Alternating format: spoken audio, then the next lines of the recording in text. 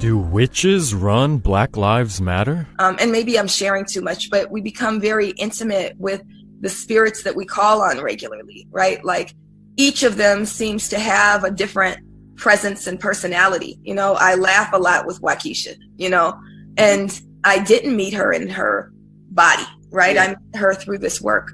It's a very important practice. Hashtags are way more than a hashtag. It is literally almost resurrecting a spirit so they can work through us to get the work that we need to get done.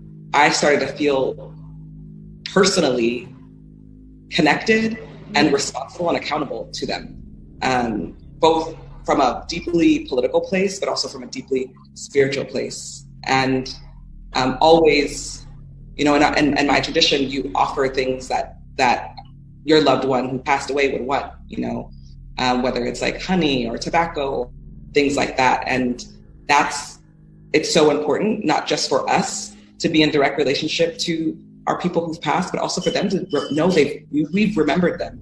I believe so many of them work through us. Black Lives Matter is ran by 3 witches who are lesbian witches: Alicia Garza, Patrice Cullors, and Opa Tameti. She's of Nigerian descent. They are all 3 are part of the Black Boule Secret Society, and there are witches, they're warlocks, in the entire spiritual dogma or doctrine of Black Lives Matter is from the West African religion called Odu Ifa, capital O-D-U, then spacing capital I-F-A. But over 3,000 different religions in Africa, or Akibalon, is rooted in witchcraft and divination. I feel like in our traditional practice, and people who practice, you know, traditions from West African places, one of the big things is remembering your ancestors.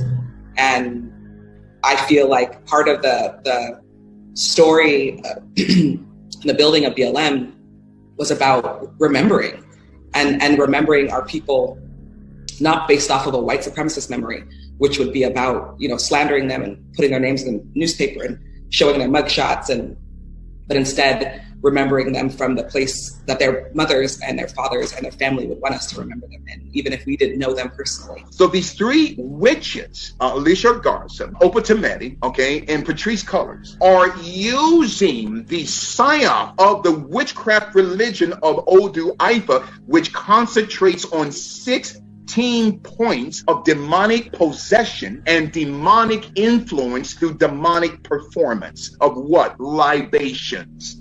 Because the term libation means the liquid of darkness. When we come out into the streets and we pray, you know, the first thing that we do when we hear of a murder is we come out, we pray, we pour libation, we build with the community where the person's life was stolen. And it took almost a year for me to realize that this movement is much more than a racial and social justice movement. At its core, it's a spiritual movement, because we're literally standing on spilled blood, right? Yeah. And you can't pretend like that's work that's just like some organizing work. That's, you know, that's some serious stuff, right? They give libations, they pour liquid, what they say, unto the gods of Africa.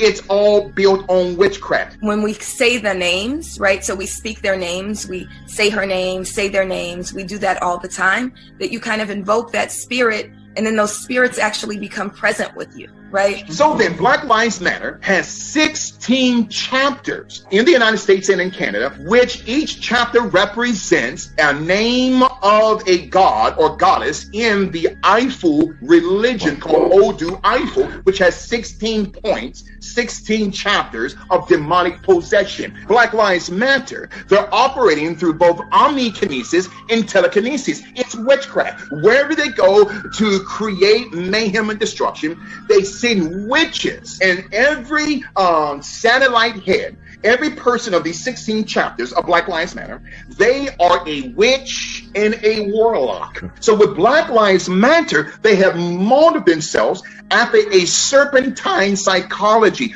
All 3 of these women are witches. They're warlocks. Spirituality is at the center of Black Lives Matter. And I think that's not just for us. I feel like so many leaders and so many organizers are deeply engaged in a pretty important spiritual practice. I don't think I could do this work without that. I don't think I could do it as long as I've done it and as consistently. It feels like if I didn't do that, it would be antithetical to this work. To defeat Black Lives Matter, to defeat the ANC, you can't defeat these organizations through the barrel of a gun.